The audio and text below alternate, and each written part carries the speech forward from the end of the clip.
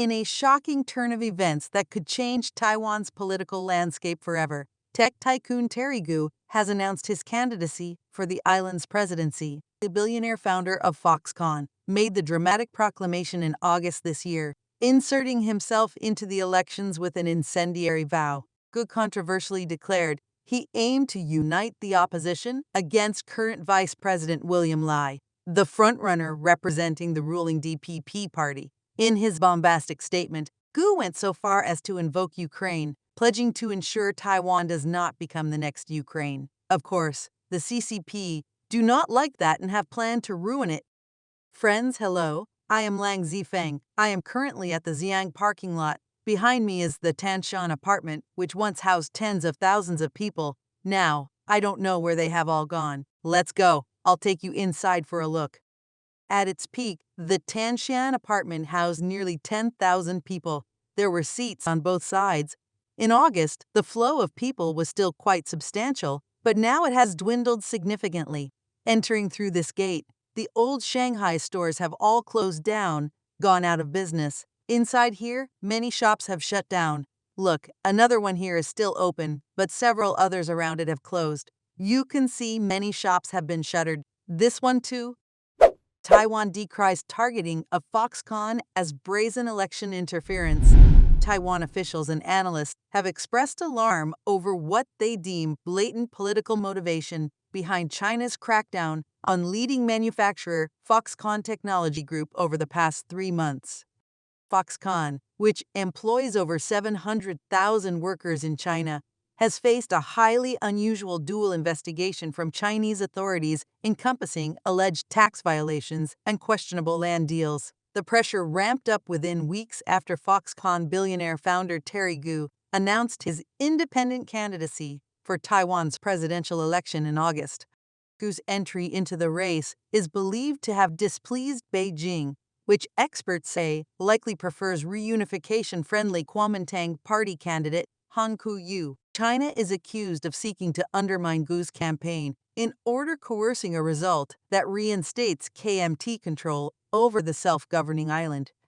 They definitely do not want Terry Gou to participate, commented Wellington Koo, Secretary General of Taiwan's National Security Council, on November 1st. Koo said the suppression aims to control the elections at minimal cost so that they can win Taiwan back. In addition to direct election interference, Taiwan observers argue Beijing seeks to warn major contractors like Apple that relocating supply chains away from China will face retaliation. Over the past 3 years, Foxconn has shifted significant Apple production capacity to India and Vietnam. Vice President William Lai, running for re-election alongside President Tsai Ing-wen, blasted China's highly inappropriate pressure on Taiwanese companies to take political sides. Officials warn it will only accelerate the exodus of investment from the mainland. Taiwan and China split in 1949 with the KMT's defeat after the Chinese Civil War. Tensions have ebbed and flowed since, but risen sharply as Xi Jinping aggressively presses for unification under Chinese Communist Party control. Foxconn crackdown risks foreign investor exodus. China's rare public investigation and implicit threats against Taiwanese manufacturing giant Foxconn have raised concerns internationally over a potential quickening of foreign divestment and production shifts out of China. Foxconn and its customers are carefully gauging results amid rumors that the company could face penalties up to $20 billion from Chinese authorities. Though unconfirmed, analysts warn that even a small fraction of such eye-watering sums levied against the country's largest private employer and exporter would likely prompt an immediate withdrawal. The investigations into Foxconn may accelerate the exodus of foreign capital, suggested political commentator Xiang Wang this month. If large companies face hefty fines or costly political predicaments, it will only hasten manufacturers' withdrawal from China. The impact could spread across multinational companies, assessing political reliability and supply continuity in China with greater scrutiny given global recession risks. Many technology firms are halfway through multi-year efforts to shift capacity outside China, fearful that unreliable shipping, power shortages, or future unrest could cut off product flow. From Apple and Amazon to Samsung and Nintendo, contingency plans have taken on greater priority. Consulting firm KPMG estimated in October that technology investors have already moved $150 billion of supply chain infrastructure in under 36 months. Many more contracts are under review. While companies balance reduced incentives and slowing sales in China against easing COVID restrictions and market scale, government relations and politics now overweight most evaluations. The investigations into Foxconn will only add insult to injury, Wang added, noting China's existing economic struggles with unemployment, weak trade, and anemic consumer demand. Rather than relief, Beijing's policies seem poised to accelerate the decline and potentially trigger an employment crisis should flagship foreign employers flee. With no easy solutions in sight, authorities may soon need to choose between political face or economic stability. Foxconn is declining in production in China. The company now operates over 40 massive campuses spread across China. Its largest site in Zhengzhou spans nearly 10 million square feet, equal to over 150 soccer fields. In total, Foxconn currently employs around 767,000 staff in China, a population larger than Indianapolis.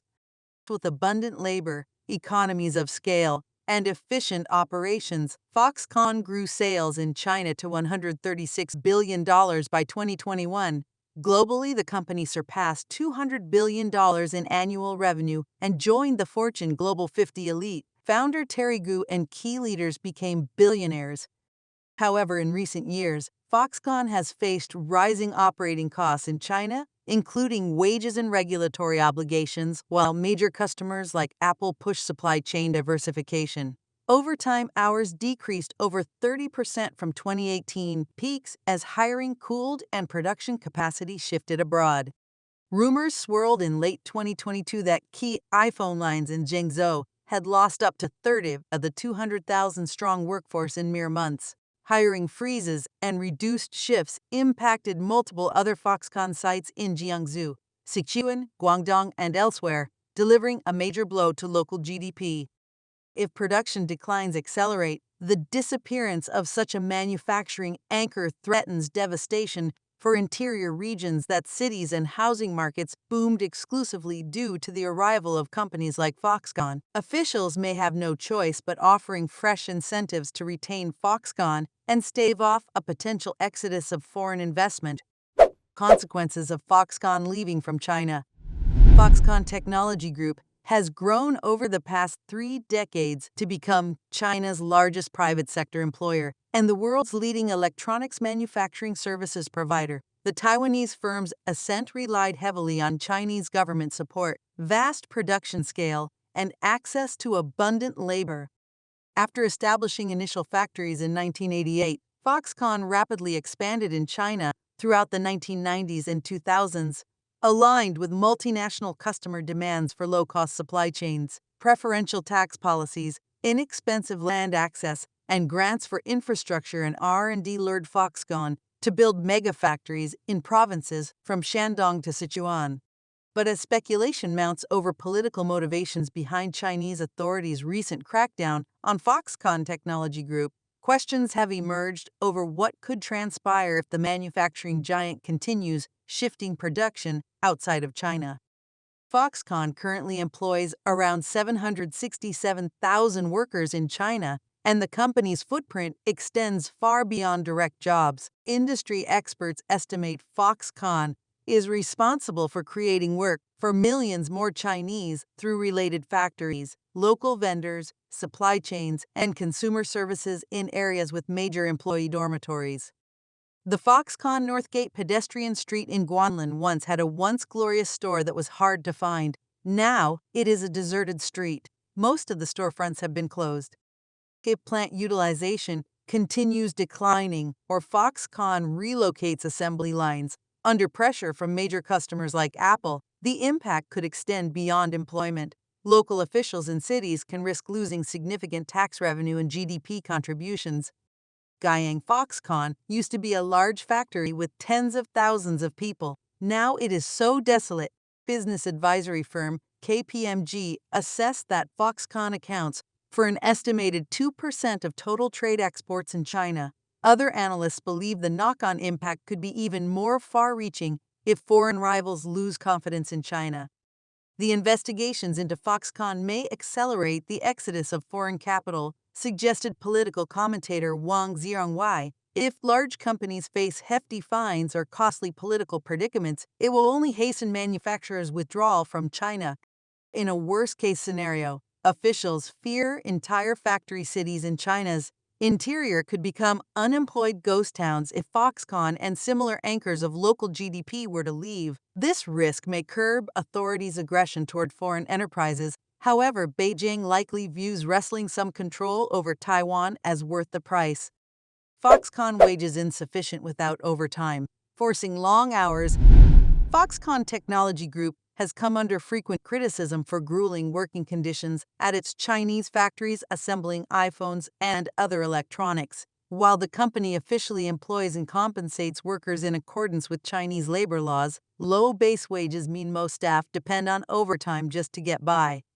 According to employee accounts, Foxconn's base salary in Shenzhen for a non-probationary production worker is 2850 RMB per month, paid for 8 hours of work daily, 21.75 days a month. This equals 131 RMB in daily wages, amounting to basic pay of less than $400 monthly.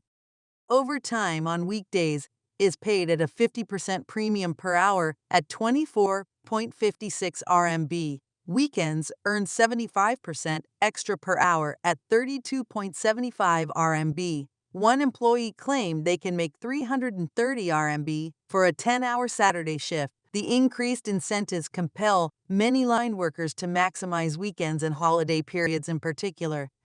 After deducting legally mandated contributions for housing, meals, and Social Security, take-home pay drops below 1,600 RMB, making overtime necessary just to save money or support living expenses in cities like Shenzhen. Most find they need over 4,000 RMB monthly to get by. To achieve that target, employees reportedly must work around 90 hours of overtime every month. This implies routine 12-hour days, 6 days a week, while Chinese labor law caps overtime at 36 hours monthly. Excessive hours frequently continue for months when production spikes.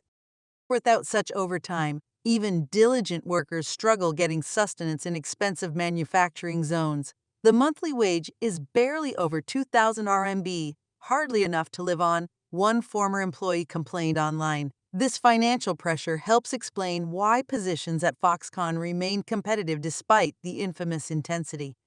While Foxconn pledges to implement capped 5-day, 40-hour weeks that should improve conditions, base wages require major increases to prevent workplace and economic distress. As China's labor force declines in coming years, retaining staff may require better compensation as well.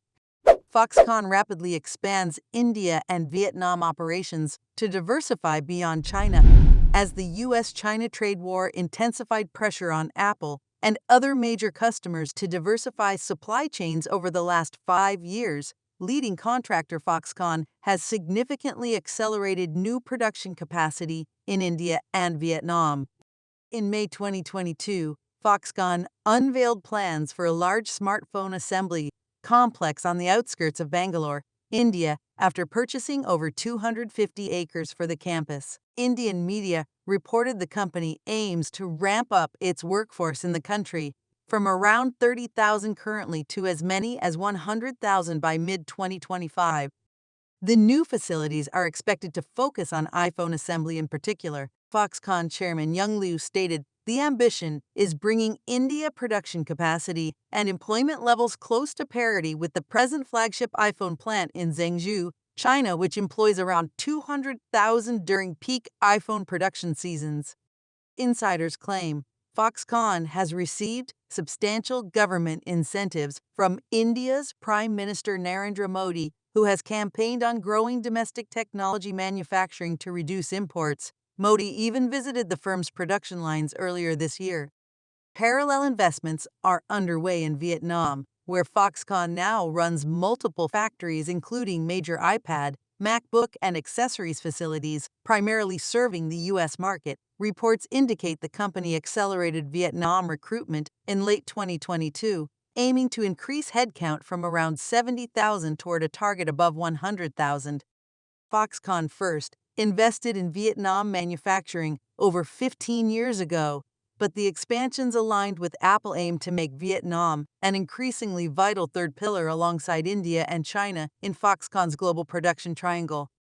Combined, the diversification efforts beyond China have already substantially reduced Foxconn's concentration in the country that once accounted for over 60% of capacity. Around 270,000 of Foxconn's 1.3 million global employees remain in China presently. Executives indicate they continue seeking closer balance across operating regions to mitigate political and supply chain risks.